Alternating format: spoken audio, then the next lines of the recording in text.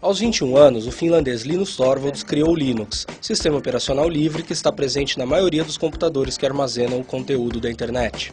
Agora, aos 40, Torvalds visitou o Brasil pela primeira vez e, em entrevista exclusiva ao G1, falou sobre o nascimento do Linux, o estado atual do desenvolvimento do sistema e deu conselhos para quem quer seguir seus passos. And I actually thought when I was small I'd grow up to be a scientist. My grandfather was a mathematician at the university. My uncle was a physicist. So I kind of came from that background. And then I just got sucked into computers instead. It's still a hobby. It's still a hobby. It's still a hobby. It's the best kind of hobby. I mean, it's the kind of hobby that you take really, really seriously. It's also, the fact that it's also my work is, to me, personally secondary. I mean, it's, I still do it not because people pay me, but because it's the most interesting thing I can imagine doing. I don't do a lot of coding on the kernel itself. I end up being the person who brings together, takes other people's work and merges it into the kernel, decides when things get released, when I can merge something, when it's stable enough that I can take new code into the kernel, and then I make releases. And it's a lot of communication, actually. It's the release process, and it's talking to people, mainly over email. I never meet developers face-to-face except at conferences like this, and talking about the issues we have and what needs to get solved before I can do a release and things like that. For government purposes in particular, openness is very important. I think it's important because, not just because the government wants to control its own IT infrastructure, I think it's important also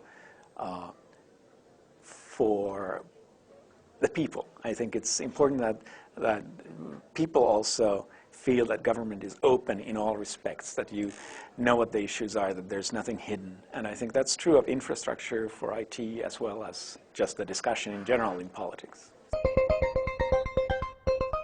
Oh yeah, I mean, it's definitely already a viable alternative. I mean, I use it every day. I think, in fact, in the US, Android now outsells the iPhone. I mean, does that mean that development has ended? No. I mean, we're still working on it, and I think, in fact, in many ways, it will help that there are now lots of devices, small devices running Linux.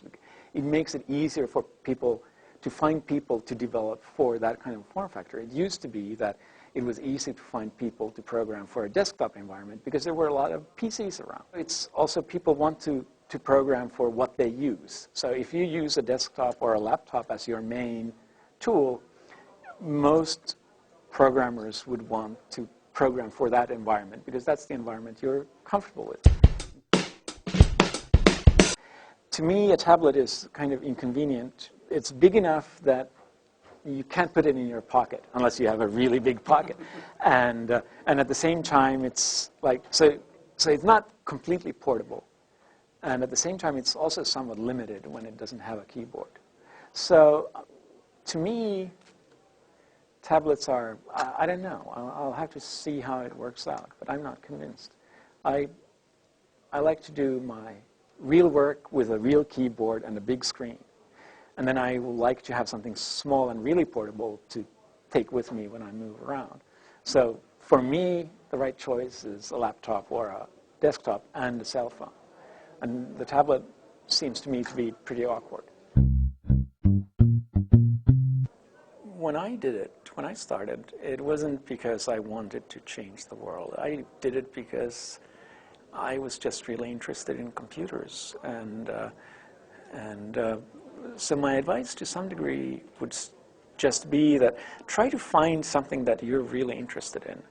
You have to do it constantly for many, many years. I mean, whether it's sports, whether it's computers, whether it's music, anything, you need to spend hours and hours every day for 10 years. And if you do that, you'll be the best at something, right? But the only way you are ever going to spend hours and hours every day is if you find something that you're interested enough in doing.